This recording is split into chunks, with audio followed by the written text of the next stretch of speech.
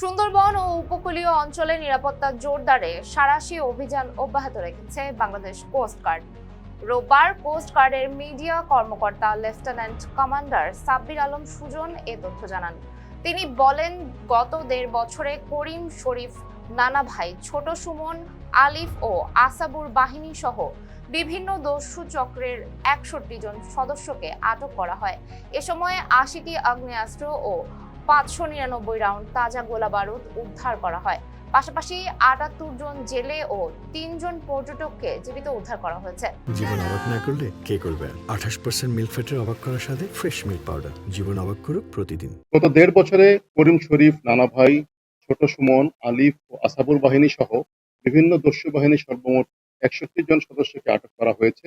এ সময় ৮০টি আগ্নেয়াস্ত্র, ৫৯৯টি তাজা গোলাবারুদ সহ বিপুল পরিমাণে অস্ত্র উদ্ধার এবং ৭৮ জন জেলে ও ৩ জন পর্যটককে জীবিত উদ্ধার করা হয়েছে। এছাড়াও বন্যপ্রাণী সংরক্ষণে ৯৪৪ কেজি হরিণের মাংস, ৯০০টি ফাঁদ সহ বিপুল অবৈধ সামগ্রী জব্দ এবং ২৯ জন শিকারীকে আটক করা হয়েছে। এছাড়া প্রায় ১,৮০৬ কোটি টাকা সমমূল্যের অবৈধ জাল এবং বিপুল রেণুপোনা জব্দ করা হয়েছে। বন্যপ্রাণী সংরক্ষণে চালানো অভিযানে ৯৪৪ কেজি হরিণের মাংস, ৯০০টি ফাঁদ সহ বিপুল পরিমাণ অবৈধ সামগ্রী জব্দ করা হয়েছে এবং আটক করা হয়েছে ২৯ জন শিকারীকে।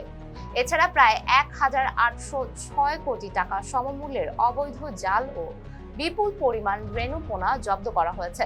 কোস্ট গার্ড জানায়, ত্রয়োদশ জাতীয় সংসদ নির্বাচনকে ঘিরে কিছু অসাধু চক্র আবারও সুন্দরবনের সক্রিয় হওয়ার চেষ্টা করছে। এ পরিস্থিতিতে স্বরাষ্ট্রমন্ত্রীর নির্দেশনায় বনদস্যুদের বিরুদ্ধে জিরো টলারেন্স নীতি গ্রহণ করা হয়েছে। এর অংশ হিসেবে যৌথভাবে পরিচালিত হচ্ছে operation restore piece in Sundarban এবং অপারেশন ম্যানগ্রোভ শিল্ড।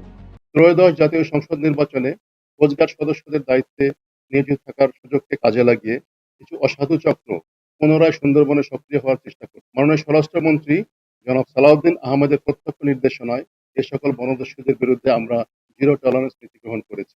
এর প্রেক্ষিতে আমরা বাংলাদেশ কোস্টগার্ডের নেতৃত্বে যৌথ অভিযান operation restoration piece in Sundarban এবং অপারেশন ম্যানগ্রোভ শিল্ড পরিচালনা করেছি। সুন্দরবনকে দস্যুমুক্ত রাখতে কোস্ট গার্ডের পাশাপাশি নৌবাহিনী, র্যাব, বাংলাদেশ পুলিশ ও বন বিভাগের সমন্বয়ে নিয়মিত অভিযান পরিচালনা হচ্ছে। তিনি আরও জানান, নিয়মিত টহল ও গোয়েন্দা তৎপরতার ফলে সুন্দরবনের সার্বিক নিরাপত্তা পরিস্থিতির উন্নতি হচ্ছে। সুন্দরবন সংলগ্ন এলাকায় জনগণের জানমাল রক্ষা ও বনজ সম্পদ সংরক্ষণে সাঁড়াশি অভিযান অব্যাহত থাকবে। এতক্ষণ সঙ্গে ছিলাম আমি সুমায়া হক তন্নি। ফেসবুকের সাথে থাকার জন্য ধন্যবাদ।